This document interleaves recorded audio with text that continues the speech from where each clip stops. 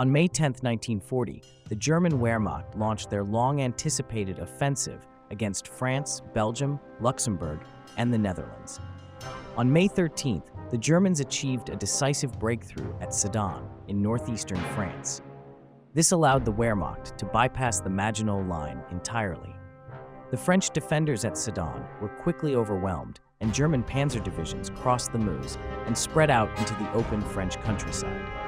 The Germans had successfully created a gap between French and British forces, opening the way for a drive to the English Channel. Over the next 2 days, German panzer divisions, led by General Heinz Guderian, raced toward the English Channel. Their goal was to encircle the Allied forces in Belgium and cut off their retreat. On May 20th, German forces reached Abbeville, effectively cutting off the British Expeditionary Force and several French armies from the rest of France.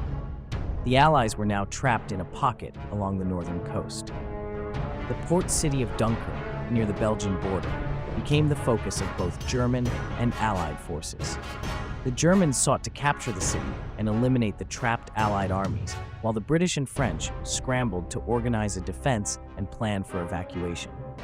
By May 22nd, the German forces had encircled Dunkirk, trapping nearly 400,000 British and French soldiers. The British launched Operation Dynamo, the evacuation of Allied forces from Dunkirk. Over the next 9 days, a flotilla of naval and civilian vessels ferried over 338,000 soldiers to safety in Britain. With the northern French armies effectively destroyed or evacuated, the Germans turned their attention to the rest of France. On June 5th, they launched the second phase of the battle. The French defenses quickly began to collapse under the weight of the German attack. The French government fled Paris on June 10th, declaring it an open city to spare it from destruction. German forces entered the French capital on June 14th without encountering significant resistance. German armies outflanked the Maginot Line and pushed deep into France. After the flight of the French government and the collapse of the French army, German commanders met with French officials on the 18th of June to negotiate an end to hostilities. As German forces swept across France, the French military was in disarray. The Italian dictator, Benito Mussolini, sought to profit from the German success. Italy declared war on France and Britain on June 10th, but it was not prepared for war.